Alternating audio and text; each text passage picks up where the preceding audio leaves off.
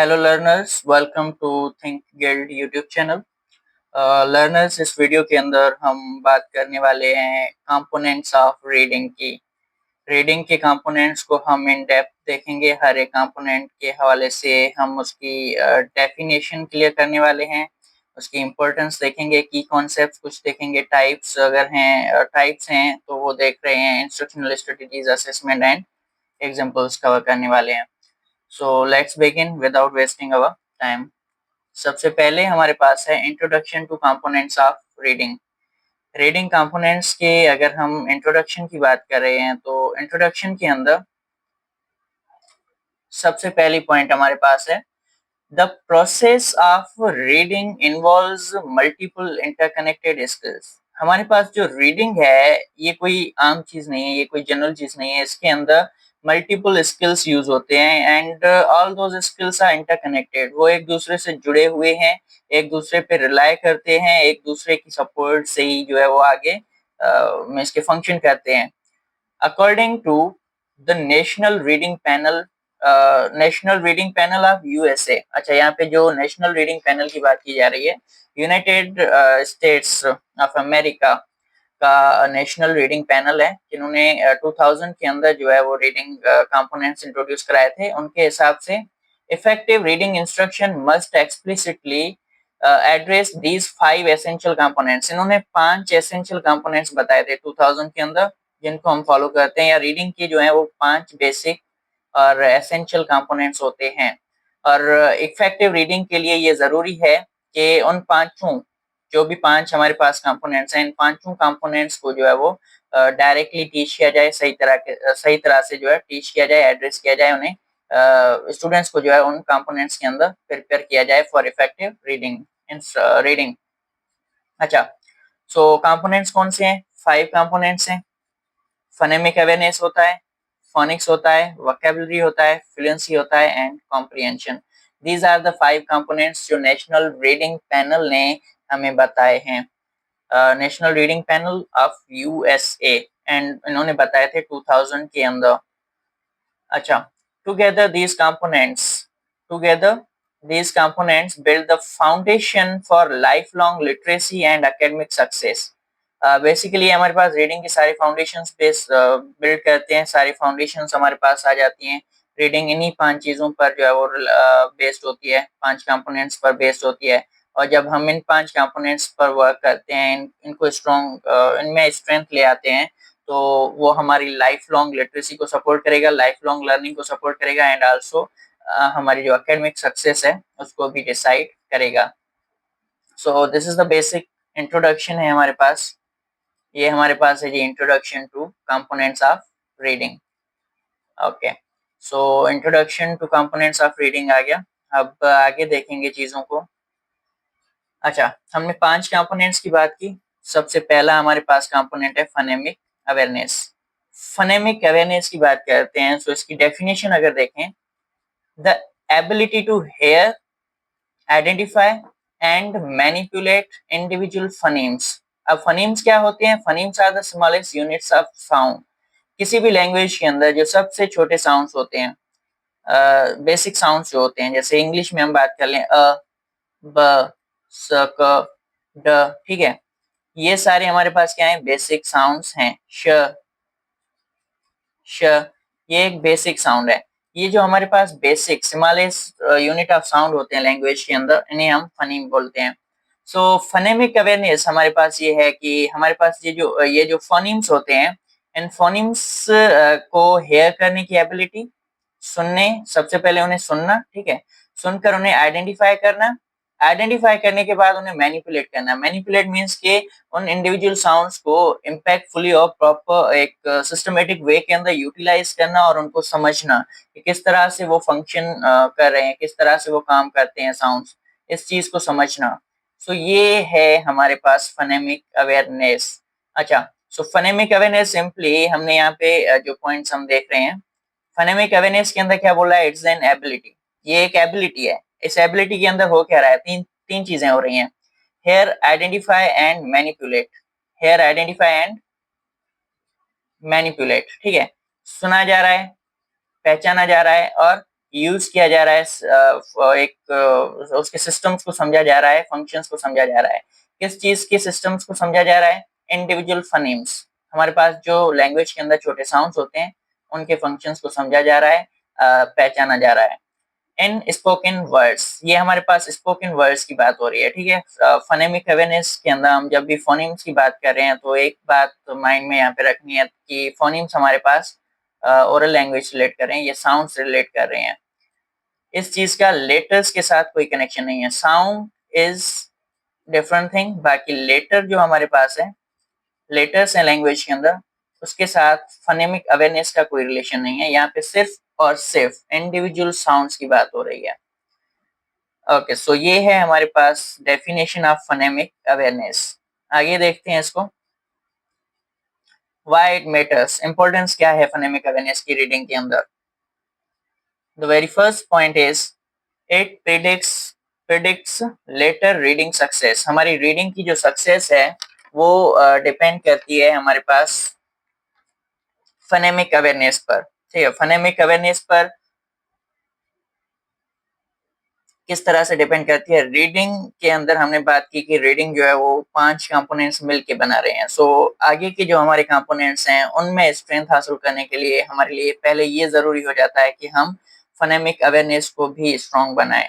सो हमारी जो letter success है रीडिंग के अंदर, हम जो सक्सेस हासिल करने वाले हैं उसके अंदर हमें फनेमिक अवेयरनेस स्ट्रांगली बिल्ड करनी होगी, क्योंकि फनेमिक अवेयरनेस हमारे पास बेस है, फाउंडेशन है, और जब फाउंडेशन स्ट्रांग होगी तभी हमारा जो ऊपर का सिस्टम है, जो भी हमें आगे करना है वो स्ट्रांगली कर पाएंगे और सक्सेसफुली कर पाएंगे। सो वेरी फर्स्ट पॉइंट हमने डिस्कस की कि प्रिडिक्ट्स लेटर रीडिंग सक्सेस, हमारी रीडिंग की सक्सेस फनेमिक अवेयरनेस पे डिपेंड करती है।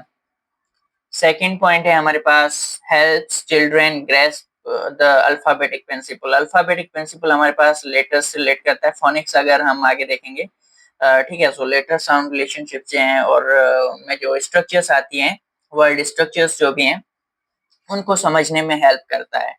ये एक आगे एक अलग टॉपिक है अल्फाबेटिक प्रिंसिपल, वहां पे इसको डेप्थ में देखेंगे अलग वीडियो में। उसके बाद prepares learners for effective phoenix instruction. Phoenix हमारे पास आ जाती है, नेक्स्ट हमारे पास स्टेप है, इसके बाद कंपोनेंट है। सो उसके लिए ये लर्नर्स को प्रिपेयर करता है। तो ये हैं हमारे पास 3 पॉइंट्स जो जिनके बेसिस पे हम बोल रहे हैं कि फनेमिक अवेयरनेस हमारे पास इम्पोर्टेंट क्यों होती है। अब आगे देखेंगे कंटेंट को। अच्छा, उसके बाद है फनेमिक अवेयरनेस के अंदर कौन सी सब स्किल्स इंक्लूडेड है। उन सब स्किल्स के अंदर सबसे पहली चीज है साउंड आइसोलेशन।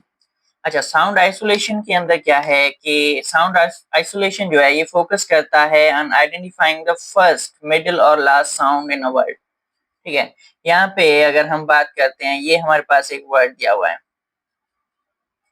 इसमें हम क्या कर रहे हैं, इनिशियल साउंड्स को, मिडिल में कौन सा साउंड है, किसी एक साउंड को जो है वो पहचानने की बात करें। जैसे सन वर्ड है, इसमें पहला साउंड स है, या फिर हम इसको मिडिल साउंड पहचानने के लिए बोल सकते हैं, या जो लास्ट साउंड है हमारे पास न, वो पहचानने के लिए भी बोल सकते हैं।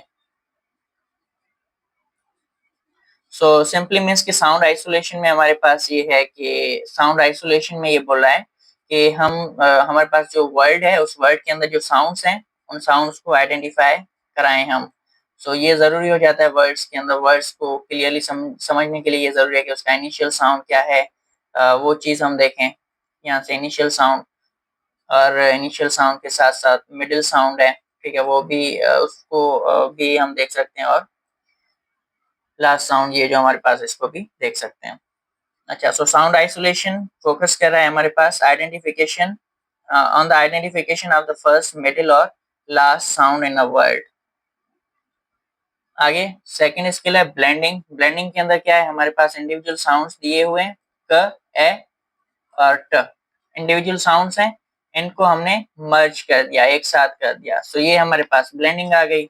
उसके बाद सेगमेंटिंग, जिसके अंदर पहले हमारे पास कंप्लीट वर्ड तो दिया हुआ है लेकिन उसको हम स्मॉलर यूनिट्स के अंदर ब्रेक करते हैं, साउंड यूनिट्स के अंदर, इंडिविजुअल फनीम्स में, जैसे ड, ओ, ग, ठीक है। तीन साउंड से इसके अंदर, तो हमने 3 साउंड्स के अंदर ब्रेक किया। सिमिलरली अगर हमारे पास जैसे वर्ड है शिप, ठीक है, शिप वर्ड है। सो इसके अंदर भी हमारे पास 3 साउंड्स हैं, श, ए एंड प। अलग अलग इसको हम इस तरह से ब्रेक करेंगे, श,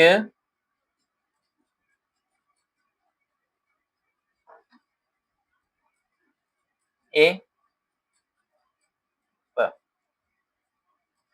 ओके, सो इस तरह से हम साउंड्स को जो है वो सेगमेंट में इसके स्मॉलर पार्ट्स के अंदर डिवाइड करते हैं, ब्रेक डाउन करते हैं यूनिट्स के अंदर। सो ये हमारे पास सेगमेंटेशन आती है। सेगमेंटेशन के बाद सब्स्टिट्यूशन। सब्स्टिट्यूशन में ये है कि जैसे एक चीज हमने निकाली, उसकी जगह पे कोई और चीज ले आए। सो इसमें जैसे हमारे पास वर्ड है मैन, मैन में हमने म का साउंड जो है उसको निकाल लिया और म की जगह पे क का साउंड लगाया और एक अलग वर्ड जो है वो पढ़ लिया, कैन। तो ये हमारे पास सब्स्टिट्यूशन कहलाया जाता है। ये हमारे पास की सब स्किल्स हैं फोनेमिक अवेयरनेस की। हम टीचिंग के लिए भी यही स्ट्रेटेजीज यूज करते हैं, आइसोलेशन का कॉन्सेप्ट यूज करते हैं, ब्लेंडिंग का कॉन्सेप्ट यूज करते हैं, सेगमेंटेशन का कॉन्सेप्ट यूज करते हैं और सब्स्टिट्यूशन का कॉन्सेप्ट यूज करते हैं। इसके थ्रू हम बच्चों को जो है वो फोनेमिक अवेयरनेस बिल्ड कराते हैं और बच्चे जो है वो इन्हीं स्किल्स के थ्रू जो है वो फोनेमिक अवेयरनेस पर वर्क करते हैं। आगे हमारे पास है इंस्ट्रक्शनल स्ट्रेटेजीज। इंस्ट्रक्शनल स्ट्रेटेजीज में सबसे पहले हमारे पास है rhyming games and songs.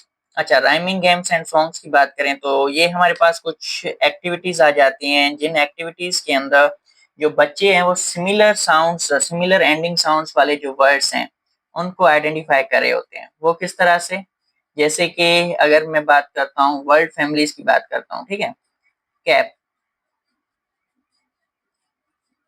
Cap, CAP। अच्छा, दूसरा मैप, MAP। फिर टैप, TAP। सो यहाँ पे क्या है, जो एंडिंग साउंड है, ठीक है, फोनोग्राम्स हमने बोलते हैं, ये जो एंडिंग साउंड्स है हमारे पास, एंडिंग साउंड है जो हमारे पास, ये सेम है। सो इस तरह से हम वर्ड्स जो है वो बच्चों को पढ़ाते हैं जिसके अंदर राइम जो है वो मैच हो रही है, ठीक है, राइमिंग हो रही है वर्ड्स की। जो हमारे पास एंडिंग साउंड्स हैं वो सेम है। सो ये कॉन्सेप्ट हम यूज करते हैं इंस्ट्रक्शंस के लिए। राइमिंग वर्ड्स जो है वो यूज करते हैं और कुछ ऐसे सॉन्ग्स भी यूज करते हैं जिसके अंदर इस तरह का कॉन्सेप्ट जो है वो यूज करके हम बच्चों को फोनेमिक अवेयरनेस सिखाते हैं। नेक्स्ट है हमारे पास ये, पहले तो हमारे पास ये आ गया राइमिंग गेम्स एंड सॉन्ग्स। उसके बाद आगे देखें clapping syllables and tapping sounds. अच्छा, क्लैपिंग सिलेबल्स और टैपिंग साउंड्स के अंदर हम ये कर सकते हैं, एक वर्ड हमने बोला, उस वर्ड के अंदर जो है वो हम बच्चों को बता रहे हैं उसके अंदर कितने पार्ट्स हैं, ठीक है, जितने भी पार्ट्स हैं, अगर एक सिलेबल है तो 1 टाइम क्लैप कर लिया, 2 सिलेबल्स हैं तो 2 टाइम्स क्लैप कर लिया, हर सिलेबल बोला और हर सिलेबल बोलने के बाद क्लैप कर लिया, 3 सिलेबल्स हैं तो 3 बार क्लैपिंग की। और सिमिलरली ये हम टैपिंग के अंदर भी यूज करते हैं, टैपिंग साउंड्स। इसका हम इस तरह से बोल सकते हैं लाइक एज, पाँव से भी कर सकते हैं, ठीक है, जैसे ही साउंड सुनते हैं बच्चे, वर्ड वर्ड के अंदर कितने पार्ट्स हैं वो चीज क्लियर होती है। तो जितने भी साउंड्स और पार्ट्स वो सुन रहे हैं, हर पार्ट सुनने के बाद वो उस पार्ट को बोलेंगे और पाँव से जो वो नीचे टैप करेंगे नीचे। सो ये भी हम एक इंस्ट्रक्शनल स्ट्रेटजी यूज कर सकते हैं। जैसे okay, so clapping syllables and tapping sounds, आवाजों पर टैपिंग करने के लिए हम बोल सकते हैं और सिलेबल्स पर क्लैपिंग करने के लिए बोल सकते हैं। ये भी एक हमारे पास इंस्ट्रक्शनल स्ट्रेटजी आ जाती है for teaching phonemic awareness. Next we have is Elkonin boxes. अच्छा, एल्कोनिन बॉक्सेस के अंदर हम ये करते हैं कि फॉर एग्जांपल हमारे पास इस तरह से कुछ बॉक्सेस रखे हुए हैं।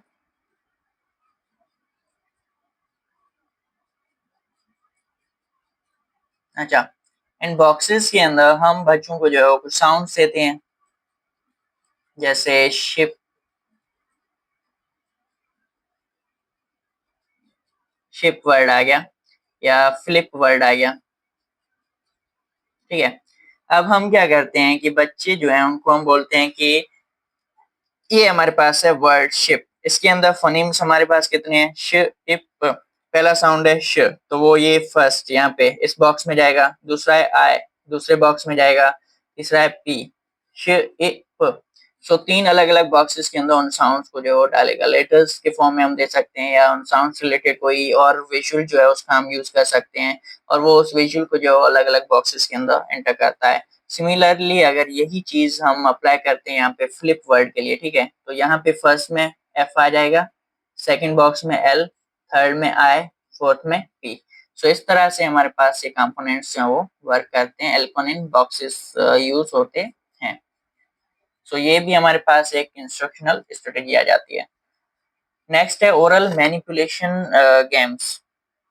अच्छा, ओरल मैनिपुलेशन गेम्स के अंदर हम बात करते हैं कि ये हमारे पास कुछ ऐसी वर्बल एक्टिविटीज आ जाती हैं जिसके अंदर हम साउंड्स जो है उनको चेंज करते हैं स्पोकन वर्ड्स के अंदर, ठीक है, या फिर हम ये भी कर सकते हैं कि साउंड जो है उनको रिमूव कर दिया। फॉर एग्जांपल हमारे पास सेट वर्ड लिखा हुआ है, इसमें फर्स्ट जो हमारे पास है इसको साउंड को छोड़ दिया, बाकी हमने यही साउंड पढ़ा, सेट, एट, सही है।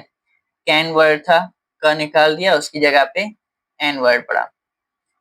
सो ये हम एक चीज यूज कर सकते हैं, या फिर हम ये भी कर सकते हैं, ये हमारे पास वर्ड है, इसके आगे कोई एक और साउंड ऐड कर दिया, जैसे कैन था, इसके आगे एस लगा दिया, स्कैन। सो इस तरह से हम चीजें जो है वो यूज कर सकते हैं ओरल मैनिपुलेशन गेम्स के अंदर। ओरली जो है हम वर्बली जो है वो इस तरह की गेम्स खिला सकते हैं जिसमें जो अभी आपको एग्जांपल दिए जैसे कैन, स्कैन, कैन, एन। सो इस तरह की चीजें जो प्रैक्टिस में लाके बच्चों को फोनेमिक अवेयरनेस हम सिखा सकते हैं। आगे देखेंगे क्लासरूम टूल्स। क्लासरूम के अंदर हम क्या क्या चीजें यूज कर रहे हैं फॉर फोनेमिक अवेयरनेस। सबसे पहले पिक्चर कार्ड्स का यूज करते हैं हम, पिक्चर्स का यूज करके फोनेमिक अवेयरनेस सिखा सकते हैं। और दूसरा साउंड मैचिंग गेम्स जो हैं उनका यूज कर सकते हैं, जैसे हमने पिक्चर्स शो कर लिए और साउंड्स बता दिए, साउंड्स और पिक्चर्स को मैच किया जा रहा है, या फिर लेटर्स जो हैं अगर हमने एक्सप्लोर किया हुआ है लेटर्स को तो उन लेटर्स का यूज करके और साउंड लेटर्स को मैच करने की प्रैक्टिस भी करा सकते हैं। हाँ, बट यहाँ पे फोकस हमारा सिर्फ साउंड्स पे है, लेटर डायरेक्टली हमारे पास अभी इन्वॉल्व नहीं है। Phonemic awareness is just about sounds और ओरली साउंड्स की बात हो रही है, रिटन लैंग्वेज की बात अभी तक यहाँ पे नहीं हुई है। अच्छा, सो ये हमारे पास क्लासरूम टूल्स यूज करते हैं। उसके बाद देखते हैं असेसमेंट किस तरह से लेते हैं हम फोनेमिक अवेयरनेस की। तो असेसमेंट के अंदर teacher observation during oral activities, teacher observe कर सकता है किस तरह से बच्चे साउंड्स प्रोनाउंस कर रहे हैं एक्टिविटीज के अंदर, असेस कर रहा होता है, ऑब्जर्व कर रहा होता है, देख रहा होता है कि वो सही से प्रोनाउंस बच्चे कर रहे हैं साउंड्स को या नहीं, या कहाँ पे इश्यूज आ रहे हैं। वो सारी चीजें जो टीचर की ऑब्जर्वेशन के अंदर सर्विलियंस के अंदर होती रहती हैं। सो एक तो ये मेथड है ऑब्जर्वेशन, डायरेक्टली हम इसके थ्रू असेसमेंट कर सकते हैं। दूसरा हमारे पास है डायग्नोस्टिक टास्क, जैसे कि सेगमेंटेशन की बात की, वर्ड्स को ब्रेक करना, ठीक है, जैसे हमारे पास कैन वर्ड हमने दिया बच्चों को, वो साउंड्स को ब्रेक कर रहे हैं, क, ए, न। सो सेगमेंटेशन आ जाती है, या फिर इस तरह से क, ए, न, ये हमने साउंड्स दिए उनको वो कंप्लीट वर्ड के अंदर बताएंगे, ये क कैन होता है, क, ए, न, कैन होता है, ठीक है। तो ये भी हो सकता है, और डिलीशन ऑफ साउंड भी हो सकता है, जैसे हमारे पास ये पहला साउंड है कैन था, वर्ड कैन है, कैन में क साउंड को रिमूव कर दिया, बाकी हमारे पास बचा एन। तो बच्चे जो है वो बता रहे हैं कि ये एन बनता है।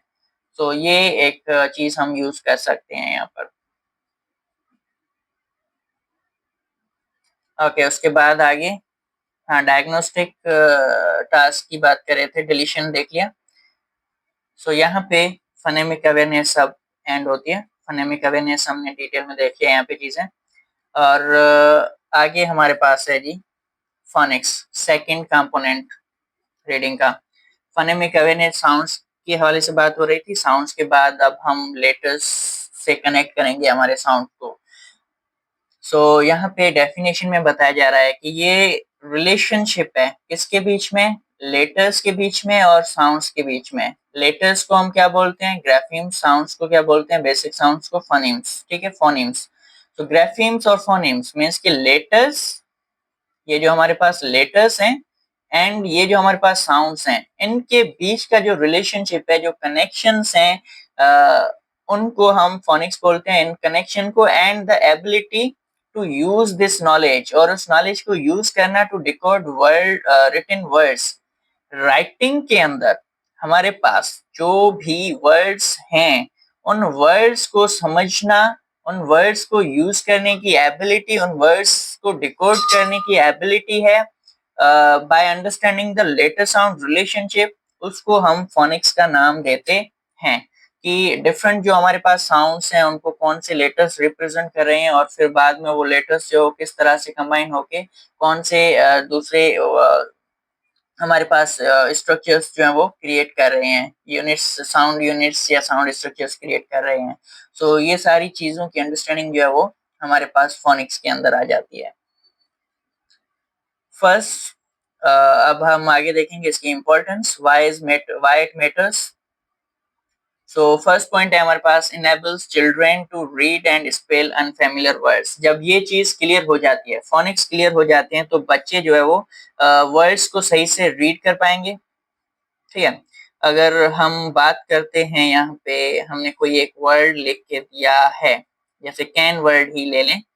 अगर हमने जनरली लिख के दिया है, बच्चे को पता ही नहीं है ये लेटर किस साउंड को रिप्रेजेंट कर रहा है, ये लेटर किस साउंड को रिप्रेजेंट कर रहा है, ये किस साउंड को रिप्रेजेंट कर रहा है, और इसके जो डिफरेंट साउंड्स हैं वो किस तरह से प्रोनाउंस हो रहे हैं, तो वो वर्ड को सही पढ़ ही नहीं पाएगा। जैसे सी की बात करते हैं, अगर किसी ने सी पे स का साउंड बच्चे ने पढ़ा हुआ है तो वो बोलेगा स ए न। ठीक है, तो ये भी एक मीन्स कि वो गलत पढ़ा है इस चीज को। सो इसमें ये होता है, सबसे पहले तो हर इंडिविजुअल साउंड की मीनिंग का पता होना चाहिए। स, ये लेटर है हमारे पास, इस पे दो साउंड्स हैं स और क, ये पता हो। ए है, इसके बाद इसमें भी हमारे पास डिफरेंट साउंड होते हैं, ए, ए, इस तरह से। सो उसकी अवेयरनेस हो। एन, न, ये सिंपल साउंड है।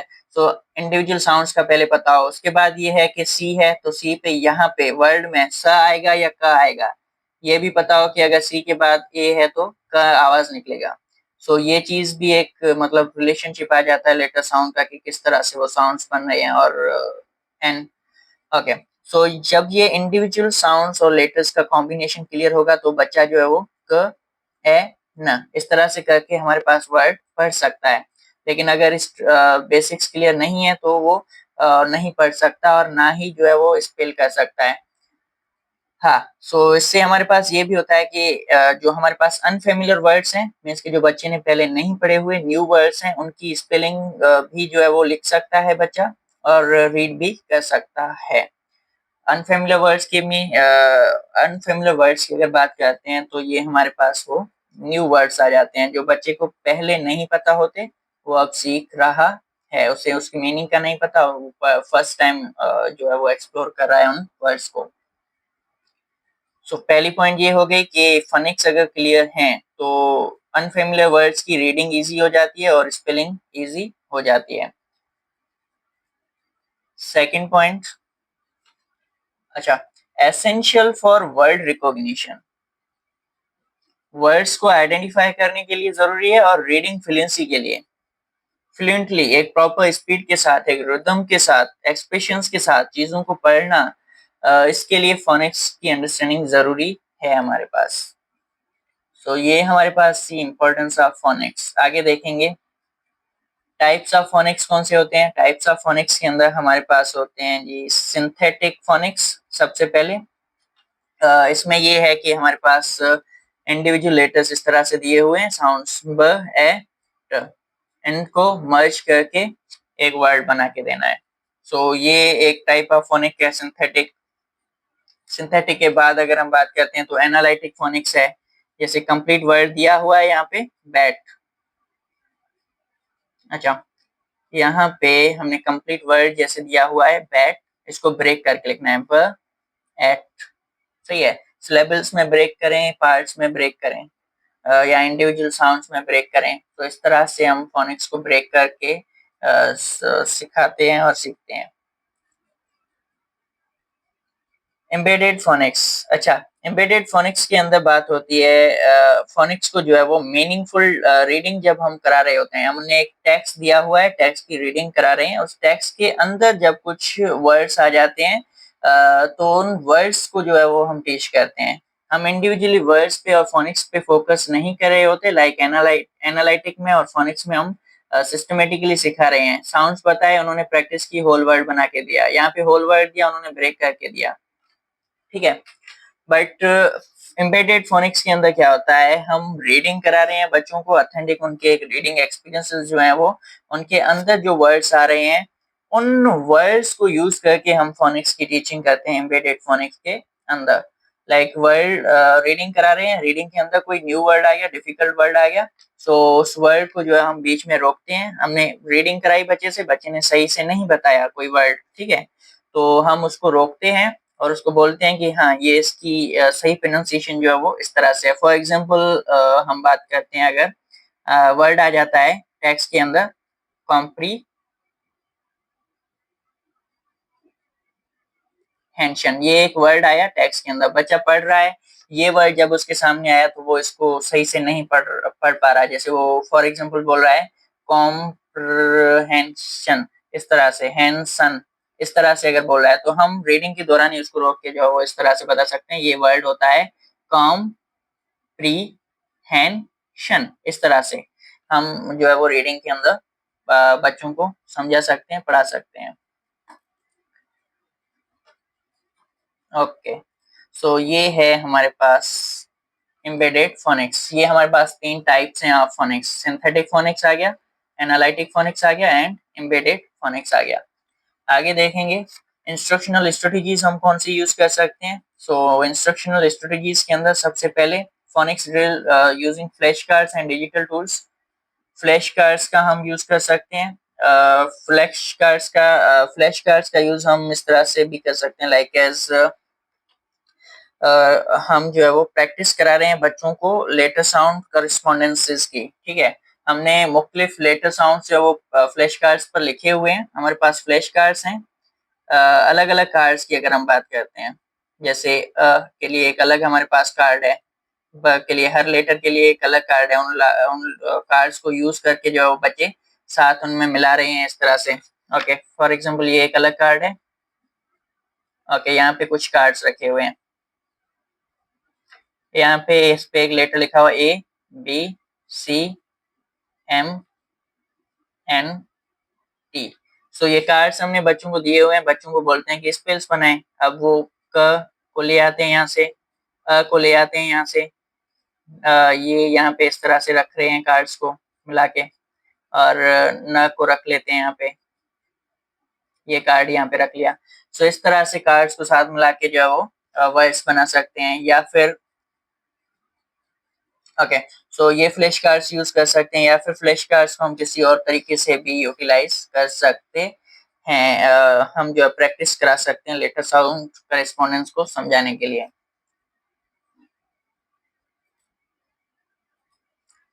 नेक्स्ट है हमारे पास word families and phonograms. Word families हमारे पास फोनोग्राम्स। अच्छा, सबसे पहले तो फोनोग्राम्स की अगर हम बात करते हैं, ये हमारे पास वो चीजें हैं, वो साउंड्स हैं जो रिपीटेडली आते हैं वर्ड्स के अंदर, जैसे एट, इट, ऑप, सही है। सो ये हमारे पास मोस्टली रिपीट होते हैं वर्ड्स। जैसे एट की बात करते हैं, क एट, फ एट, म एट, सही है, स eight.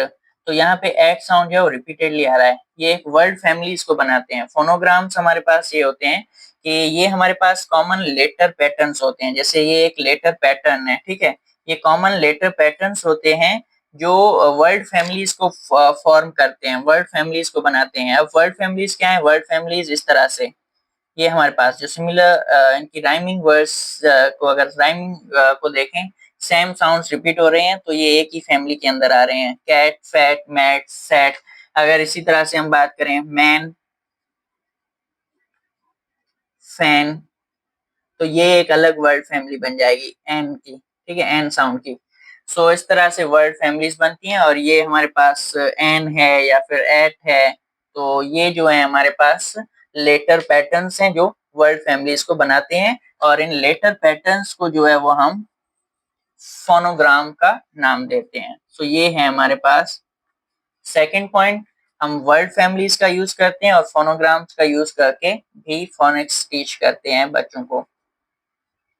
Then word sorting by sound और स्पेलिंग पैटर्न। स्पेलिंग पैटर्न की बात करें, अगर हमने कुछ वर्ड्स दे दिए, जैसे मैंने कुछ बच्चे थे उनको वर्ड्स दे दिए कैन, फैट, मैप,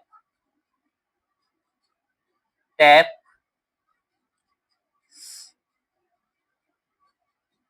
फैन। ठीक है, ये 5 वर्ड्स मैंने बच्चों को दे दिए।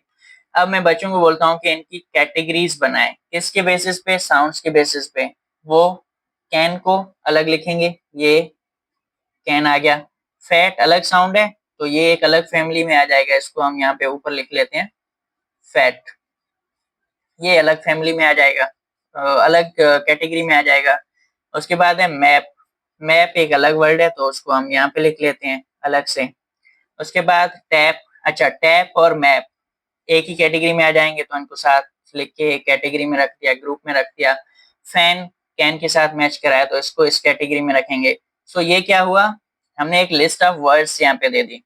उसमें साउंड्स के बेसिस पे, जो सिमिलर साउंड्स हैं उनके बेसिस पे, या उनके जो स्पेलिंग पैटर्न्स हैं उन स्पेलिंग पैटर्न्स के बेसिस पे उनको कैटेगराइज किया, ग्रुप्स के अंदर रखा। तो ये चीज हम कर सकते हैं फोनेटिक्स की टीचिंग के लिए, वर्ड सॉर्टिंग का यूज कर सकते हैं।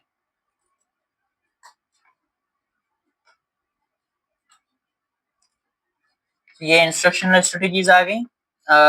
और ये भी होता है हमारे पास, लास्ट है decodable books aligned with current phoenix focus. अच्छा, डिकोडेबल बुक्स की अगर हम बात कर रहे हैं तो ये हमारे पास ओके, डिकोडेबल बुक्स जो हैं, एक मिनट।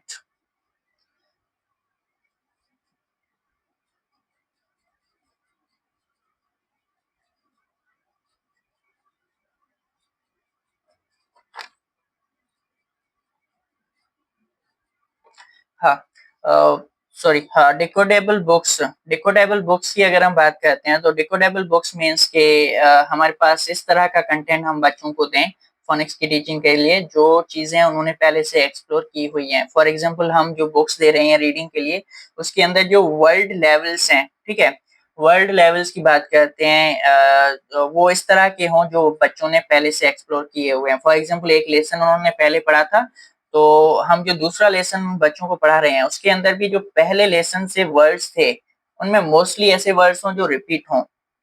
जैसे हमारे पास अगर बात करते हैं रिपीटेड वर्ड्स हों, पहले यूनिट के अंदर, पहले लेसन के अंदर जो है वो बच्चों ने कुछ वर्ड्स की एक लिस्ट पढ़ी थी, उसमें से 5 से 10 वर्ड्स ऐसे हों जो रिपीटेडली दूसरे लेसन में यूज हों, उसके बाद तीसरे लेसन में यूज हों, चौथे लेसन में यूज हों, इस तरह से जो है वो नेक्स्ट यूज होते रहे, वर्ड्स रिपीटेडली यूज होते रहे। तो इस तरह से हम जो है वो फोनिक्स की टीचिंग करते हैं। अब वो वर्ड्स जो है वो रिपीटेडली वहां पे आ रहे हैं तो उससे बच्चे जो है वो इजीली वहां से फेमिलियर हो सकते हैं, उन चीजों को लर्न कर सकते हैं।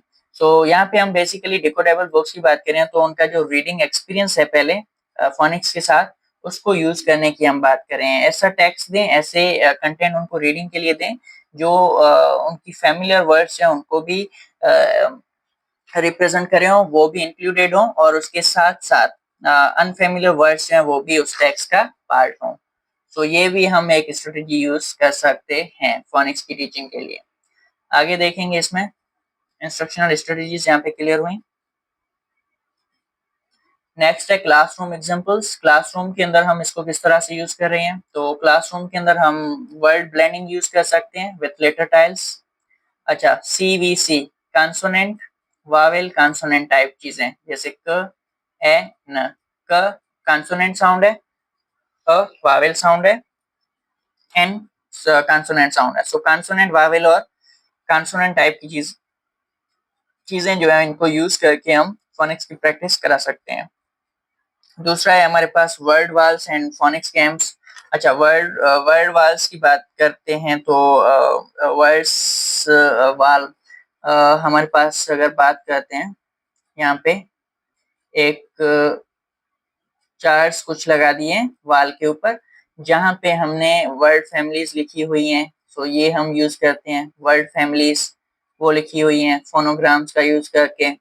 या फिर हमने दूसरी कोई ऐसी चीजें, लेटर्स वो लिखे हुए हैं, लेटर साउंड रिलेशनशिप्स और लेटर पिक्चर्स कॉम्बिनेशन, जो इस तरह की चीजें हमने वर्ड पे लगाई हुई हैं। सो ये हम कर सकते हैं। या फिर हम कैमिंग कॉन्सेप्ट जो है उसको भी यूज कर सकते हैं वर्ड वाल्स के अंदर, वो इस तरह से कि जैसे अगर मैं बात करूं यहाँ पे फॉर एग्जांपल अच्छा, यहाँ पे अगर मैं बात करता हूँ, ये हमारे पास एक वर्ड वाला हमने डेवलप किया है। अब यहाँ पे ये करते हैं कि मैं ये करता हूँ कि यहाँ पे कुछ मैंने बॉक्सेस रखे हुए हैं, 1 2 3 3 बॉक्सेस हैं। अच्छा, ये एम्प्टी प्लेसेस हैं। यहाँ पे नीचे मैं एक पोर्शन बनाता हूँ जहाँ पे मैंने कार्ड्स रखे हुए हैं लेटर्स के। ए अलग कार्ड रखा हुआ है, बी एक कार्ड रखा हुआ है, सी एक कार्ड रखा हुआ है। इस तरह से मैंने सारे लेटर्स के कार्ड्स जो हैं वो रखे हुए हैं। अब बच्चे इसको गेमिंग के तरीके से भी यूज कर सकते हैं, वो इस तरह से कि उन्होंने जो है वो यहाँ से क सी उठाया, या ब ब था, ब उठाया यहाँ पे फर्स्ट पार्ट के अंदर रख दिया। उसके बाद उठाया, ए यहाँ पे रख दिया, ट उठाया यहाँ पे रख दिया। तो इस तरह से वो स्पेलिंग्स बना रहे होते हैं, ठीक है, वर्ड्स की, और प्रैक्टिस कर रहे होते हैं। और ये जो है एक इंटरेस्टिंग चीज हो जाती है, ये स्टूडेंट्स जो फ्रीली क्लासरूम के अंदर कर सकते हैं। सो ये काम कॉन्सेप्ट भी हम यूज कर सकते हैं फोनिक्स की टीचिंग के लिए। सो ये हो गया हमारे पास सेकंड एग्जांपल, क्लासरूम के अंदर हम किस तरह से टीच कर रहे हैं कॉन्सेप्ट को। आगे, matching pictures with phonetically regular words. हमारे पास जो भी वर्ड्स हैं उन फोनेटिकली रेगुलर वर्ड्स हैं, ठीक है। फोनेटिक्स हमारे पास होता है study of speech sounds, how they are produce. Speech sounds जो हैं, स्पीच के अंदर जो साउंड्स हैं वो किस तरह से प्रोड्यूस हो रहे हैं, उस चीज की स्टडी को हम जो है वो फोनेटिक्स का नाम देते हैं। So phonetically regular words, phonetically regular words से मतलब ये है कि वर्ड्स जो फॉलो हो रहे हैं फोनिक्स रूल के, लाइक एज रिपीटेड, हमने वर्ड्स की बात की थी पहले लेसन में, वर्ड्स है वो दूसरे लेसन में आ गए, दूसरे से तीसरे में आ गए। इस तरह से जो कॉमन वर्ड्स हैं हमारे पास, पैटर्न वाले वर्ड्स हैं, उनको हम पिक्चर्स के अंदर मैच करें, पिक्चर्स के साथ रिलेट करें और वहां से टीचिंग करें। या फिर जनरली भी कोई ऐसे वर्ड्स हैं जिनको सिखाने के लिए हम पिक्चर्स का यूज करें, पिक्चर्स के साथ मैच करा रहे हैं। सो ये भी हम एक स्ट्रेटेजी यूज करते हैं फोनिक्स की टीचिंग के लिए। आगे, असेसमेंट इसकी किस तरह से लेते हैं। असेसमेंट के लिए हम टाइम्ड डिकोडिंग टेस्ट, एक स्पेसिफिक टाइम देते हैं और उस टाइम के अंदर चीजों को स्पेलिंग बताने की बात करते हैं, या वर्ड्स बताने की बात करते हैं, चीजों को ब्रेक करने की बात करते हैं। इस तरह की कोई एक्सरसाइजेस जो है वो हम करा सकते हैं, टाइम बेस्ड, टाइम लिमिट देते हैं उनमें। उसके बाद फोनिक्स चेक लिस्ट, हम एक चेक लिस्ट बनाते हैं, उसके अंदर हम सारे वर्ड्स जो है वो क्लियरली लिखते हैं, ठीक है, सारे वर्ड्स वन बाय वन लिखते हैं और सामने ये कर सकते हैं कि उन्होंने सही बताया या नहीं बताया। तो ये चीज हम इस तरह से कर सकते हैं, अगर नहीं बताया तो क्रॉस पा लिया, या फिर और भी कोई कॉन्सेप्ट जो उसका हम यूज करके चेक लिस्ट बना के असेस कर सकते हैं। और वीकली स्पेलिंग असेसमेंट, हर वीक पे जो हम स्पेलिंग्स लिखाएं, डिक्टेशंस कराएं, ये भी हम जो है फोनिक्स की असेसमेंट के लिए कर सकते हैं। तो यहाँ पे हमारे पास फोनिक्स, हमारे पास जो फोनिक्स का कॉन्सेप्ट है वो कंप्लीट होता है। उसके बाद आगे नेक्स्ट है वोकैबुलरी। अच्छा, वोकैबुलरी की हम बात करते हैं तो vocabulary is about like the body of words students must know. ये हमारे पास वर्ड्स हैं जो जिनकी स्टूडेंट्स को पता होना चाहिए, स्टूडेंट्स को पता होना चाहिए वर्ड्स का, इन वर्ड्स का। टू कम्युनिकेट, कम्युनिकेट करने के लिए effectively through listening, speaking, reading and writing. Language के अंदर कम्युनिकेशन करने के लिए वर्ड्स जो किसी भी पर्सन के माइंड में सेव्ड हैं, कलेक्शन ऑफ वर्ड जो किसी पर्सन के माइंड में है, उसको हम वोकैबुलरी का नाम देते हैं। अगर इसकी इंपॉर्टेंस की बात करते हैं, व्हाई इट मैटर्स, तो सबसे पहली चीज है crucial for reading comprehension. Comprehension हमारे पास इस पे डिपेंड करती है, चीजों को समझने के लिए हमारे पास वर्ड पावर का होना बहुत जरूरी है। जितना स्ट्रॉन्ग वर्ड पावर होगा, जितना हमारे पास वर्ड पावर ज्यादा होगा, वो चीजों को उतना ज्यादा और अच्छे तरीके से समझ पाएगा। और हमारी एकेडमिक सक्सेस जो वो भी इसी चीज पे डिपेंड करती है। अगर वर्ड्स की मीनिंग का नहीं पता तो हम चीजों को समझ नहीं पाएंगे, कंफ्यूजन होगी, और इस तरह से और भी बहुत सारे इश्यूज आएंगे। लेकिन अगर हमारे पास वर्ड पावर अच्छा है तो हम जो है वो इजीली चीजों को समझ सकते हैं और एकेडमिकली भी सक्सेस हासिल कर सकते हैं। सेकंड, द रिचर स्टूडेंट्स, जो अभी बात की मैंने, द रिचर स्टूडेंट्स वोकैबुलरी, जितनी वोकैबुलरी ज्यादा होगी the better their reading fluency, होती उनकी उतनी ही उनकी जो है वो फ्लुएंसी बेटर होगी रीडिंग की, और कॉम्प्रीहेंशन जो है वो भी बेटर होगी, अंडरस्टैंडिंग भी बेटर होगी। सो ये है हमारे पास 2 पॉइंट्स की वोकैबुलरी इंपॉर्टेंट क्यों है। उसके बाद वोकैबुलरी की अगर टाइप्स की बात करते हैं तो टाइप में रिसेप्टिव वोकैबुलरी होती है, जो हम वर्ड्स को अंडरस्टैंड करते हैं, ठीक है, रीड करते हैं, सुनते हैं, और मीन्स के जो जस्ट रिसीव कर रहे हैं वर्ड्स को। और अंडरस्टैंड करें। और दूसरी चीज है हमारे पास एक्सप्रेसिव वोकैबुलरी, मीन्स के ये वो वर्ड्स हैं जिनको हम यूज कर सकते हैं। रिसेप्टिव में क्या है, अंडरस्टैंड कर सकते हैं, हमने वर्ड सुना उसको अंडरस्टैंड किया, हाँ यहाँ पे ये बात हो रही है, ठीक है। बट एक्सप्रेसिव में क्या है, एक्सप्रेसिव में हम उन वर्ड्स को यूज कर पा रहे हैं। तो ये भी एक वोकैबुलरी है। हमारे पास जो वर्ड्स हैं उन वर्ड्स में हमारा खुद का जो वर्ड पावर अगर हम असेस करते हैं, ऑब्जर्व करते हैं, तो हमारे पास बहुत सारे ऐसे वर्ड्स हैं जिनको हम समझ तो लेते हैं, मीन्स के उनकी मीनिंग का पता है, अगर हम पढ़ रहे हैं सुन रहे हैं तो हम समझ जाते हैं कि ये इस तरह से कोई बात हो रही है एक्स वाई जी, हाँ, बट हम उन वर्ड्स को यूज नहीं कर पाते, तो वो हमारे पास रिसेप्टिव वोकैबुलरी आती है। और जो वर्ड्स हम सुनते हैं, समझते हैं और समझने के साथ साथ उनको हम यूज भी कर सकते हैं, उनको हम एक्सप्रेसिव वोकैबुलरी का नाम देते हैं। सो दो हमारे पास ये आ गई टाइप्स ऑफ वोकैबुलरी। और इसके अलावा हमारे पास तीन और ग्रुप्स हैं वोकैबुलरी के यूजेस के हिसाब से। एक है टायर 1, फर्स्ट ग्रुप है, इसके अंदर हमारे पास कॉमन वर्ड्स आ जाते हैं जो डेली यूज के होते हैं, एवरीडे वर्ड्स, ठीक है, जैसे डॉग, हैप्पी, ये हमारे पास कॉमन वर्ड्स हैं, हम मोस्टली यूज कर रहे होते हैं। बेसिक वर्ड्स जो भी हैं वो एक टायर 1 के अंदर आ जाते हैं। उसके बाद होता है टायर 2, इसके अंदर एकेडमिक वोकैबुलरी आ जाती है, हमारी जो एजुकेशन से रिलेटेड चीजें हैं उनमें जो वोकैब आ जाती है। हाई यूटिलिटी वर्ड्स हैं, काफी यूज कर रहे हैं हम, हाई यूटिलिटी वर्ड्स हैं, ठीक है। कंपेयर वर्ड है, एनालाइज वर्ड है, ये हम एकेडमिक सेटिंग्स के अंदर यूज करते हैं, हम डेली लाइफ में जनरली इतना ज्यादा यूज नहीं कर रहे होते एनालाइज करना या कंपेयर, इस तरह के वर्ड्स। तो ये हमारे पास एकेडमिक चीजें हैं, तो ये एक अलग वोकैब की लिस्ट बनाते हैं। उसके बाद हमारे पास टेक्निकल चीजें आ जाती हैं, content specific, tyre 3, content specific कैसे, जैसे फोटोसिंथेसिस, डेसिमल, ठीक है। ये हमारे पास फोटोसिंथेसिस की बात करें, ये टेक्निकल टर्म है, साइंस के अंदर हम एक प्रोसेस को डिस्क्राइब करने के लिए उसके नेमिंग के लिए यूज कर रहे हैं। डेसिमल मैथमेटिक्स के अंदर हम ये वर्ड यूज कर रहे हैं। कॉमन लाइफ के अंदर, डेली लाइफ के अंदर इनका यूज इतना ज्यादा नहीं होता, ये हम स्पेसिफिक कंटेंट से रिलेट करके वर्ड्स यूज करते हैं। सो ये भी हमारे पास तीन ग्रुप्स हैं वोकैबुलरी के। एक ग्रुप होता है जिसमें एवरीडे यूज के वर्ड्स आ जाते हैं, दूसरा होता है जिसके अंदर एकेडमिक वर्ड्स आ जाते हैं, और तीसरा हमारे पास होता है ग्रुप जिसके अंदर कंटेंट से रिलेटेड स्पेसिफिक वर्ड्स या वो आ जाते हैं। सो ये हमारे पास टाइप्स ऑफ वोकैबुलरी थे। आगे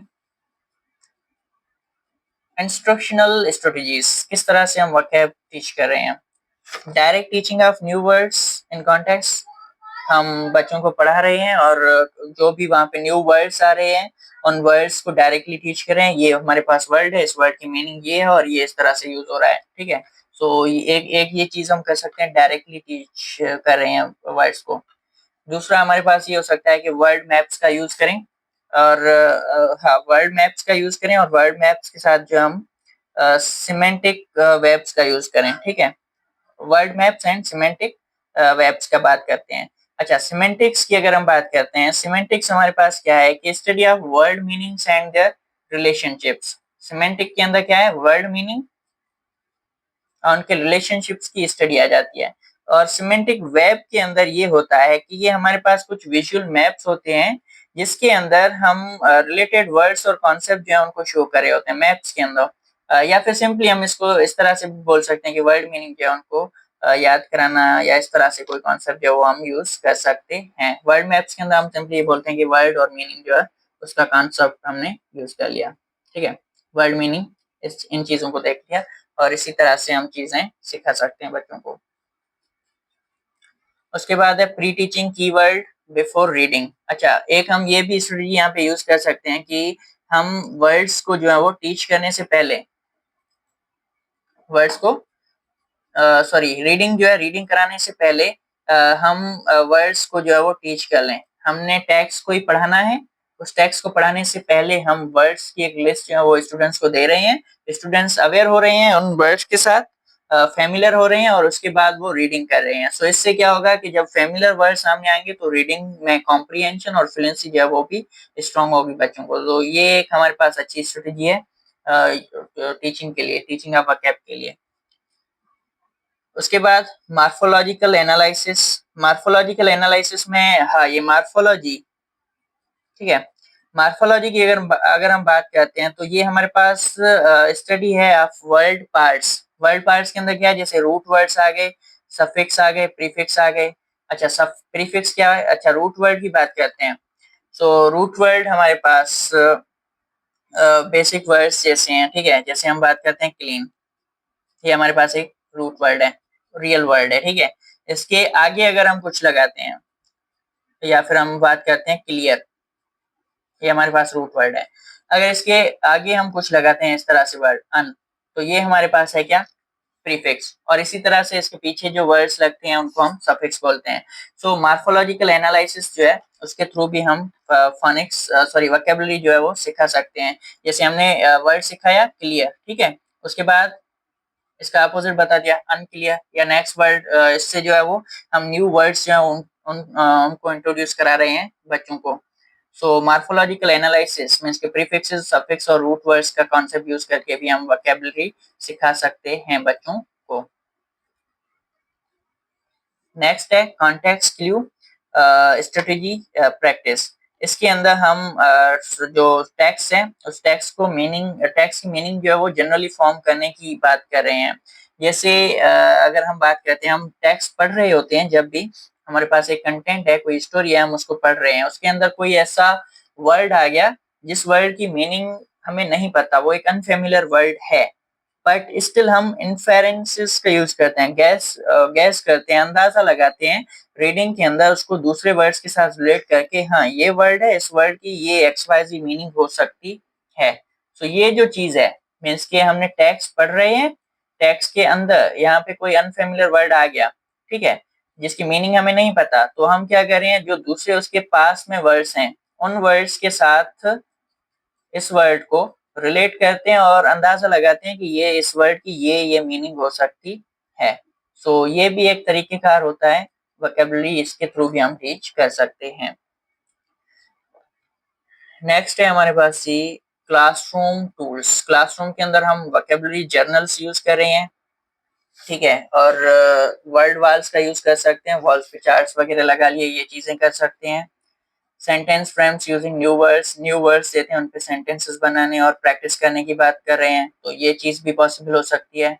और उसके बाद नेक्स्ट हमारे पास असेसमेंट है। असेसमेंट किस तरह से ले रहे हैं, वर्ड डेफिनेशन क्विजेस, वर्ड्स हमने दिए, बच्चों को बोल रहे हैं वर्ड्स की डेफिनेशंस लिख के दिखाओ, उसकी मीनिंग्स लिख के दिखाओ, तो ये चीज हो सकती है। सेंटेंस एप्लीकेशन टास्क, वर्ड्स हमने दिए, बच्चों को बोला कि सेंटेंसेस लिख के दिखाओ, उस पे जुमले बना के दिखाओ, तो इस तरह से हम असेसमेंट कर सकते हैं। और उसके बाद है हमारे पास cloze activities using new words, fill in the blank type की एक्सरसाइजेस जो है वो हम दे सकते हैं, क्लोज एक्टिविटीज। नो, ये हम कर सकते हैं, fill in the blank type exercises, fill in the blank, ये चीज हम कर सकते हैं यहाँ पे। नेक्स्ट है हमारे पास, ओके यहाँ तक ही था हमारा वोकैबुलरी। नेक्स्ट हमारे पास नंबर 4 कंपोनेंट है फ्लुएंसी। सो फ्लुएंसी की हम बात करते हैं, तो फ्लुएंसी के अंदर ये है कि आई गेस लेक्चर ऑलरेडी काफी लंबा हो गया। हाँ, फ्लुएंसी की हम बात करते हैं डेफिनेशन में, तो ये हमारे पास एक एबिलिटी है fluency, ability to read with, तीन चीजें हैं, रीडिंग करनी है हमें, रीडिंग के अंदर क्या हो, स्पीड हो पहली चीज, एक्यूरेसी हो दूसरी चीज, एंड एक्सप्रेशन हो, ठीक है। ये तीन चीजें अगर हमारी रीडिंग में हैं तो हम इन तीन चीजों को मिला के बोलते हैं फ्लुएंसी, व्हाइल मेंटेनिंग कॉम्प्रिहेंशन। और अंडरस्टैंडिंग जो है वो लाजमी है, स्पीड भी हो, एक्यूरेसी भी हो, एक्सप्रेशन भी हो, और उसके साथ साथ अंडरस्टैंडिंग भी हो, कॉम्प्रिहेंशन भी हो। तो ये चीजें जब मिलती हैं तो ये हमारी फ्लुएंसी को बनाती हैं। सो ये हमारे पास फ्लुएंसी एबिलिटी है जिसके अंदर रीड कर रहे हैं हम स्पीड के साथ, एक्यूरेसी के साथ और एक्सप्रेशन और प्रसिटी के साथ, while मेंटेनिंग कॉम्प्रिहेंशन, जहाँ पे हमारा कॉम्प्रिहेंशन जो है वो कंपलसरी होता रहे। व्हाई इट मैटर्स, इंपॉर्टेंस क्या है फ्लुएंसी की, फ्लुएंसी एक्ट्स एज ब्रिज, ये एक ब्रिज का काम करी है बिटवीन डिकोडिंग एंड कॉम्प्रिहेंशन, हम चीजों को डिकोड करते हैं, सही है, और डिकोड करके कॉम्प्रिहेंशन करते हैं, अंडरस्टैंड करते हैं चीजों को। तो ये इसके बीच में एक कॉम्प्रिहेंशन सॉरी ब्रिज का काम कर रही है। दूसरा हमारे पास ये है कि fluent readers do not focus on words, fluent readers वो रीडर्स जो अच्छे सही से इफेक्टिवली रीड कर पा रहे हैं, स्पीड के साथ, एक्यूरेसी के साथ, एक्सप्रेशन के साथ और अंडरस्टैंडिंग के साथ, वो क्या करते हैं, डू नॉट फोकस, फोकस नहीं करते वो ऑन वर्ड रिकॉग्निशन, वो वर्ड रिकॉग्निशन पर फोकस नहीं करते। एंड इंस्टेड इंस्टेड वो क्या कर रहे हैं, understand the meaning of the text, वो वर्ड रिकॉग्निशन पर ज्यादा फोकस नहीं करते, उनका मेन और प्राइमरी पर्पस होता है मीनिंग ऑफ द टेक्स्ट को अंडरस्टैंड करना, मीनिंग ऑफ द वर्ड को अंडरस्टैंड करना। ठीक है, सो फ्लुएंसी में ये होता है कि वर्ड रिकॉग्नाइज करने की हमें नीड ही नहीं पड़ती, हम जो मीनिंग वो इजीली कंस्ट्रक्ट कर लेते हैं, अंडरस्टैंड कर लेते हैं। सो ये हमारे पास दो पॉइंट्स आ गए इंपॉर्टेंस के अंदर। आगे हाँ कि डायमेंशंस की बात करते हैं तो एक्यूरेसी आ जाती है फ्लुएंसी में। एक्यूरेसी से मुराद क्या है, हमारे पास correct decoding of words, words को हम जो है वो करेक्टली डिकोड करें, करेक्टली प्रोनाउंस करें। सेकंड रेट, रेट मीन्स की स्पीड की बात हो रही है, एप्रोप्रिएट स्पीड, जिस तरह का टेक्स्ट है, जिस तरह की स्पीड की जरूरत है, हम उसी स्पीड में उसी टेक्स्ट के अंदाज में जो है वो और हमारी जो रीडिंग की स्पीड है वो भी उसी टेक्स्ट के अंदाज के हिसाब से होगी। प्रोसडी जो एक्सप्रेशन है, टेक्स्ट के अंदर सैडनेस की बात की गई है तो सैडली हम पढ़ेंगे। खुशी से कोई टेक्स्ट टेक्स्ट में कोई खुशी की बात है तो हमारे पास चेहरे पे जो है वो रीडिंग के दौरान खुशी के एक्सप्रेशन होने चाहिए। एक्सक्लेमेशन है तो एक्सक्लेमेशन के एक्सप्रेशन होने चाहिए। इस तरह की चीजें जो है वो हमें फ्लुएंसी के अंदर देखनी है। एक्यूरेसी हो, रेट सही हो, एप्रोप्रिएट स्पीड हो और प्रोसडीमियस के एक्सप्रेशन सही हो, ये हमारे पास चीजें फ्लुएंसी के अंदर इंक्लूडेड है। आगे इंस्ट्रक्शनल स्ट्रेटजीज, इसमें हम बात कर रहे हैं repeated reading of familiar text. Repeated reading of familiar text के अंदर हम ये देख सकते हैं कि अच्छा, हमने जो पहले से ही जो बात की कि पहले कुछ लेसन्स या टेक्स्ट जो वो पढ़े हुए हैं उसके अंदर जो वर्ड्स यूज किए हुए हैं वही सेम वर्ड्स जो है वो दूसरे हमारे पास टेक्स्ट जो है उसके अंदर भी प्रेजेंट हों। इससे फ्लुएंसी जो है वो स्ट्रांग होगी, बच्चों की सही तरह से फ्लुएंटली पढ़ पाएंगे। और उसमें ये भी होता है कि हमारे पास अनफेमिलियर वर्ड्स तो होंगे, ठीक है, बट अनफेमिलियर वर्ड्स की बजाय फेमिलियर वर्ड्स हैं वो ज्यादा हम रखें, अनफेमिलियर वर्ड्स हैं वो कम रखें। इससे फ्लुएंसी बच्चों की स्ट्रांग होगी, कॉन्फिडेंटली रीड कर पाएंगे एक्यूरेसी रेट और प्रोसिडी के साथ। Choral reading and echo reading की हम याद इको रीडिंग को हम यूज कर सकते हैं। कोरल रीडिंग के अंदर हमारे पास ये है कि हम ग्रुप रीडिंग की बात करते हैं। एक ग्रुप जो है वो लाउडली रीड कर रहा है, मॉडल फ्लुएंसी फ्लुएंसी के साथ जो है वो रीड कर रहा है साथ में, या पेयर के अंदर जो है वो साथ में रीड कर रहा है। अच्छा, कोरल रीडिंग में हम जैसे सिंगिंग के अंदर हमारे पास होता है, कोरस के अंदर गाते हैं, ठीक है, ग्रुप के अंदर मिलके। सो वही कॉन्सेप्ट हमारे पास रीडिंग के अंदर यूज हो रहा है, कोरल रीडिंग। ग्रुप जो है वो साथ में मिलके पढ़ रहे हैं बच्चे, या फिर जो पेयर में है बच्चे वो साथ मिलके पढ़ रहे हैं एक साथ। सो ये हम यूज कर सकते हैं। दूसरा है हमारे पास इको रीडिंग। इको रीडिंग के अंदर ये होता है हमारे पास के फॉर एग्जांपल टीचर है, टीचर ने सेंटेंस रीड किया, बच्चों ने सुना और बच्चे जो है वो वापस, स्टूडेंट्स जो है वो वापस उसे रिपीट कर रहे हैं, ठीक है। सो इस तरह से हमारे पास इको रीडिंग के अंदर चीजें होती हैं। इको में क्या होता है, इको में हमारे पास साउंड आया, यहाँ पे गया, यहाँ से टकरा के फिर से वापस आ गया। सो वही कॉन्सेप्ट यूज होता है। यहाँ पे टीचर जो है वो रीड कर रहा है सेंटेंस को, बच्चे उसको सुनते हैं, ठीक है, बच्चे सुन के फिर उसे वापस प्रोनाउंस करते हैं, वही सेंटेंस जो वापस दोहराते हैं। तो ये हमारे पास है कॉन्सेप्ट ऑफ इको रीडिंग। सो ये हम यूज कर सकते हैं, कोरल रीडिंग का यूज करें या इको रीडिंग का यूज कर सकते हैं फ्लुएंसी को टीच करने के लिए। उसके बाद पेयर्ड रीडिंग, पेयर्ड रीडिंग के अंदर ये हो सकता है पीयर टू पीयर, दो स्टूडेंट्स हैं साथ में पढ़ रहे हैं, टर्न बाय टर्न पढ़ रहे हैं, लाइक पहले एक स्टूडेंट पढ़ा है फिर दूसरा पढ़ रहा है, ये चीज हो सकती है। या फिर दोनों साथ पढ़ रहे हैं स्टूडेंट्स, ये हो सकता है। या फिर इवन टीचर और स्टूडेंट जो है वो भी पेयर्ड रीडिंग कर सकते हैं। पार्टनर के साथ रीडिंग को हम यहाँ पे पेयर्ड रीडिंग का नाम देते हैं। उसके बाद है readers theatre performance. Readers theatre performance के अंदर ड्रामेटिक और reading, dramatic oral reading of script हमारे पास यहाँ पे आ जाएगी। इसके अंदर ये है कि रीडिंग के अंदर जिस तरह से चीजों को बयान किया गया है, हमारे पास टेक्स्ट है, उस टेक्स्ट के अंदर एक स्क्रिप्ट दी हुई है, उसमें जिस तरह से भी बातें की गई हैं, सो रीडर जो है वो बिल्कुल एग्जैक्टली उन्हीं चीजों को दोहराता है, एक ड्रामेटिक अंदाज के अंदर बयान करता है। जैसे यहाँ पे टेक्स्ट में कोई बात थी कि एक कोई कैरेक्टर था, उसने कोई बात कही, ठीक है, बात कहने के बाद वो रोने लगा यहाँ पे। सो जो रीडर है वो भी क्या करेगा, वो बात करेगा और बात करते करते रोने की एक्टिंग कर रहा है। सिमिलरली हंसते हुए उसने कोई बात की तो रीडर जो है वो फिर से हंसते हुए बात कर रहा है। सो इस तरह से चीजें जो है वो ड्रामेटिक अंदाज के अंदर रीडिंग के अंदर हम यूज करते हैं, तो ये भी हमारे पास फ्लुएंसी को इम्प्रूव करने में हेल्प करेगा। इससे हमारे एक्सप्रेशंस क्लियर होंगे और एक्यूरेसी भी बढ़ेगी और साथ साथ रेट या स्पीड जो है उस पर भी हमारा वर्क होगा। सो ये एक अच्छी स्ट्रेटेजी हो सकती है टीचिंग के लिए, रीडर्स थिएटर परफॉर्मेंस। आगे, audio assisted reading with module fluency. अच्छा, audio assisted reading with module fluency की बात करते हैं, तो यहाँ पे हम जो बच्चों को कुछ टेक्स्ट जो है वो सुनने के लिए दे देते हैं, टेक्स्ट लिखा हुआ है, ऑडियो में उन्हें सुना रहे हैं चीजों को, और फिर बच्चे जो है वो उसके साथ उस टेक्स्ट को रिपीट कर रहे हैं। सो ये एक इंस्ट्रक्शनल स्ट्रेटजी हम यूज कर सकते हैं फ्लुएंसी की टीचिंग के लिए। नेक्स्ट है हमारे पास फ्लुएंसी में क्लासरूम टूल्स कौन से यूज कर रहे हैं। फ्लुएंसी के रूब्रिक्स हम यूज करते हैं, चेकलिस्ट वगैरह यूज करते हैं, ठीक है, टूल्स यूज करते हैं, सेंटेंसेस वगैरह हमने बनाए हुए हैं उनकी प्रैक्टिस करा रहे हैं। सो ये चीज कर सकते हैं, टंग ट्विस्टर्स प्रैक्टिस करा सकते हैं, रीडिंग ट्रैकर्स का यूज कर सकते हैं। ये हमारे पास कुछ चीजें हैं। और उसके बाद अगर हम बात करते हैं टाइमर और stop watch for measuring WCPM, word count पर मिनट, एक मिनट के अंदर कितने वर्ड्स पढ़े हैं, इसको काउंट करने के लिए हम टाइमर और स्टॉप वॉच का यूज कर सकते हैं क्लासरूम के अंदर। और दूसरा हमारे पास है progress charts and goal setting sheets.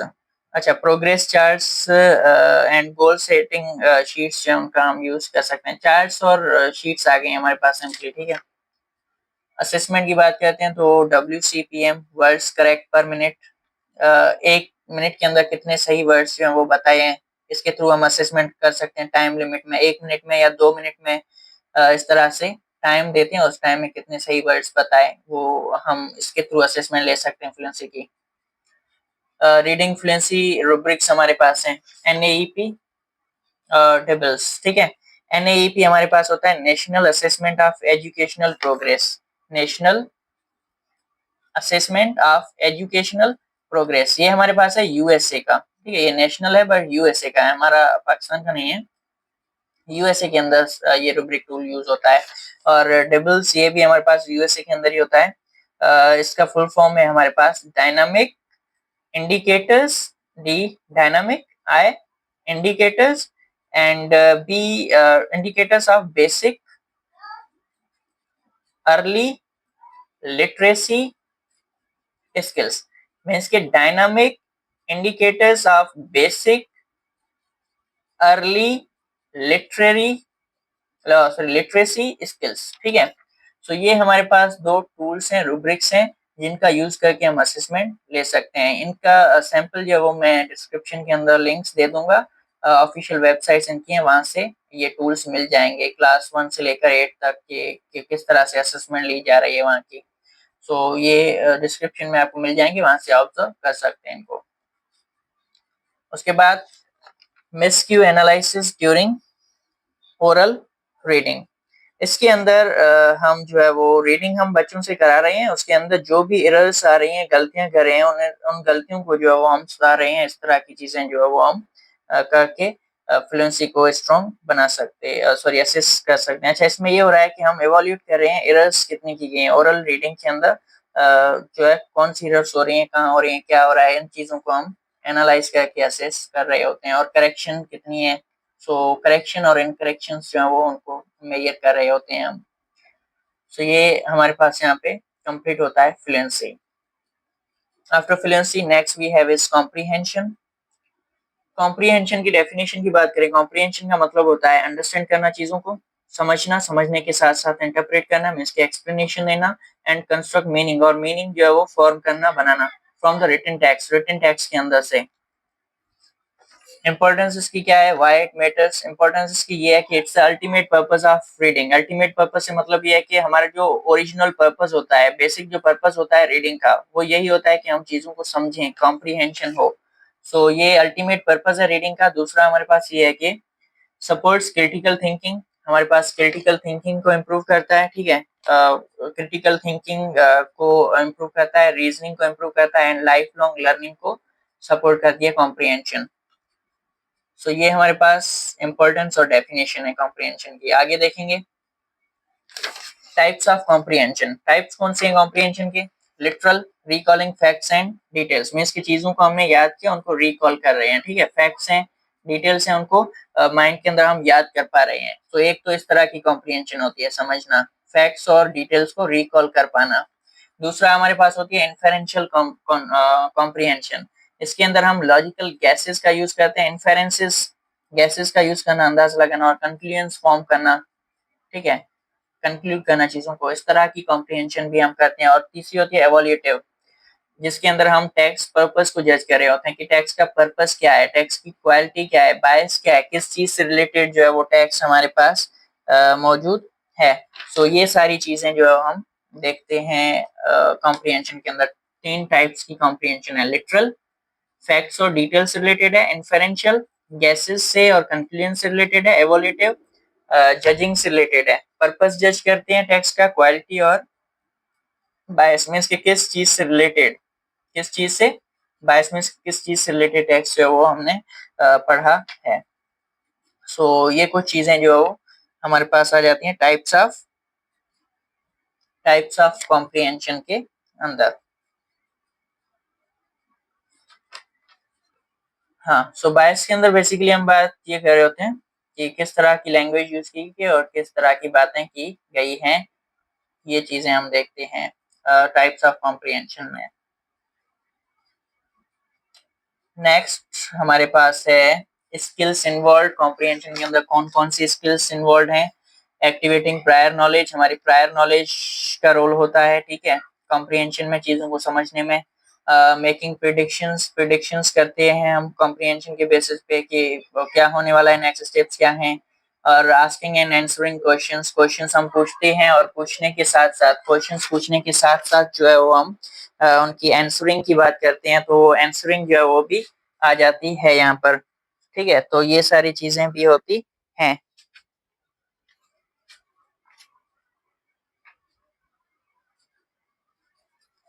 Next अब आगे यहाँ पे देखेंगे हाँ, आस्किंग एंड आंसरिंग क्वेश्चंस, ये चीज आ जाती है। उसके बाद है summarising and synthesising information. Summaries के फॉर्म में हम ले आते हैं, चीजों को समराइज करते हैं और ऑर्गेनाइज करते हैं इंफॉर्मेशन को, ये भी हमारे पास कॉम्प्रिहेंशन के अंदर आ जाता है। Visualising and monitoring understanding, visualise कर सकते हैं चीजों को, ठीक है। इमेजिनेशन बेस पे भी, इमेजिनेशन जो है वो भी हमारी कॉम्प्रिहेंशन के अंदर यूज होती है, स्किल्स यूज होती हैं। अच्छा, कॉम्प्रिहेंशन में इंस्ट्रक्शनल स्ट्रेटजीज कौन सी यूज कर रहे हैं टीचिंग के लिए? Think allowed modelling. Think allowed में ये है कि टीचर या स्टूडेंट्स जो वो क्या कर रहे हैं, जो भी चीजें समझ रहे हैं रीडिंग के साथ साथ, और जो उनके थॉट्स हैं, मीन्स कि वो क्या समझ रहे हैं, वो समझने वाली चीजें हैं उनको भी साथ साथ एक्सप्लेन कर रहे हैं। जैसे कि कोई रीडिंग कर रहा है, टीचर है वो रीडिंग कर रहा है टेक्स्ट में, अब रीडिंग के दौरान कोई टेक्स्ट के अंदर बात आ गई और उस बात में टीचर ने क्या समझा, ठीक है, वो क्या सोच रहा है उसके बारे में, उसके खुद के व्यूज क्या हैं, थॉट्स क्या हैं, वो वहां पे टेक्स्ट रीड करके रुकता है और अपने थॉट्स जो वो उनको एक्सप्लेन करता है। तो ये जो है यहाँ पे थिंक अलाउड मॉडलिंग जो है ये भी यूज हो सकती है हमारे पास। दूसरा है हमारे पास ग्राफिक ऑर्गेनाइजर्स, विजुअल टूल्स का हम यूज कर सकते हैं, diagrams, story maps, flow charts वगैरह, इस तरह की चीजें जो है उनमें ऑर्गेनाइज करना डेटा को। जैसे यहाँ पे सेंटर पे टॉपिक लिख लिया और साइड में पॉइंट्स लिख लें ऑर्गेनाइज करके, तो इस तरह की चीजें जो वो भी हम कर सकते हैं। क्वेश्चन आंसर रिलेशनशिप्स, ये भी हम एक स्ट्रेटेजी यूज कर सकते हैं, क्वेश्चन आंसर रिलेशनशिप्स वाली। क्वेश्चन आंसर रिलेशनशिप्स के अंदर हम आंसर्स का सोर्स जो है वो ढूंढते हैं, ठीक है।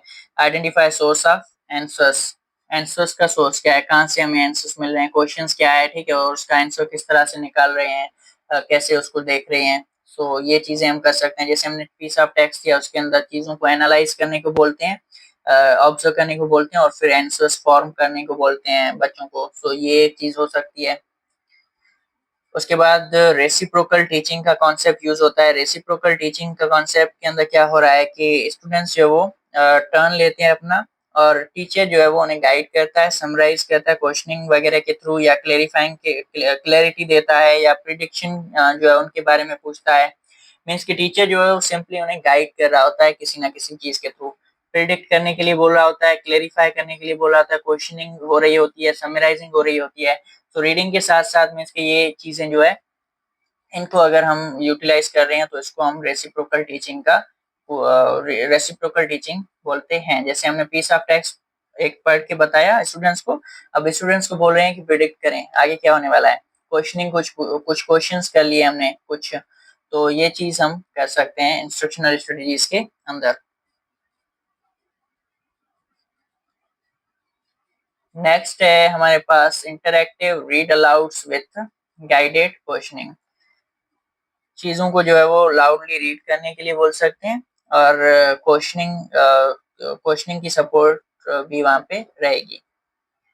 असेसमेंट की बात करेंगे, कॉम्प्रिहेंशन क्विजेज हमारे पास हैं, वो हम कर सकते हैं। एमसीक्यूज बेस्ड चीजें जो है वो उनके थ्रू कर सकते हैं असेसमेंट, या क्वेश्चनिंग जो है उसका यूज करके असेसमेंट कर सकते हैं। दूसरा, ओरल और रिटन समरीज के बारे में पूछ सकते हैं। ठीक है, हमने समरी पूछी टेक्स्ट की, ये कर सकते हैं, या फिर रिटन में हमने समरी लिखने के लिए बोल दिया, ये भी इसके थ्रू भी असेसमेंट कर सकते हैं। और फिर है response to reading task, book talks और एसेज वगैरह, हमने ऐसे लिखने के लिए बोल दिया, या बुक्स बच्चों ने कोई रीड किया है उस पर उनकी जो अंडरस्टैंडिंग है वो शेयर करने के लिए बोल दी कि उन्होंने क्या चीजें अंडरस्टैंड की हैं, एक्सपीरियंस उनका क्या रहा है, कौन कौन सी मेजर पॉइंट्स हैं वो बुक्स के अंदर रीड की हुई हैं। सो इस तरह की चीजें जो है वो भी हम कर सकते हैं। मीन्स के बुक रीड करने के लिए बोला, आर्टिकल रीड करने के लिए बोला, ऐसे रीड करने के लिए बोला, और इस तरह से हमने चीजें जो है वो उन्हें पढ़ने के लिए दी, और पढ़ने के बाद हम उनसे उनके व्यूज ले रहे हैं, रिस्पॉन्स उनका क्या है उन रीडिंग टास्क टास्क के ऊपर, उन्होंने क्या क्या सीखा, क्या मेजर पॉइंट्स थी, क्या था, एक्स वाई जी सारी चीजें हम जो है वो पूछते हैं, और उसके थ्रू कॉम्प्रिहेंशन असेस कर सकते हैं। ओके, सो हमारे पास ये थे 5 कंपोनेंट्स ऑफ रीडिंग। लेक्चर काफी लंबा है, डेप्थ के अंदर चीजें जो कवर की गई हैं, ट्राई किया है कि चीजों को जो है ज्यादा एक्सप्लेन करूं और समझाने की कोशिश की है। लेक्चर लंबा हो गया है, बट स्टिल वेल, यहाँ पे अब लेक्चर को एंड करेंगे। और यही हमारे पास 5 कंपोनेंट्स थे। कंपोनेंट सिर्फ क्या है ये चीज नहीं देखी है हमने, साथ साथ असेसमेंट के हवाले से कुछ चीजें देखी हैं, इंस्ट्रक्शनल स्ट्रेटजीज भी देखी हैं। सो मैं इसके टीचिंग के हवाले से भी इसको परफेक्टली क्लियर किया है कि ये चीजें होती क्या हैं, और उसके साथ साथ हम टीचिंग के अंदर इन कॉन्सेप्ट को किस तरह से यूज कर रहे हैं, असेस किस तरह से कर रहे हैं, इसके टाइप्स वगैरह बहुत सारी चीजें हैं। सो सिर्फ इसकी जो थ्योरेटिकल चीजें हैं वो आपको मिल चुकी हैं, इम्प्लीमेंटेशन के लिए भी थ्योरी जो है वो मिल चुकी है, बाकी इसको यूटिलाइज करना, प्रैक्टिकली करना, वो आप कर पाएंगे अच्छे से अब। सो यही है हमारा आज का video lecture about components of reading. Okay, thank you, आज के लिए इतना ही।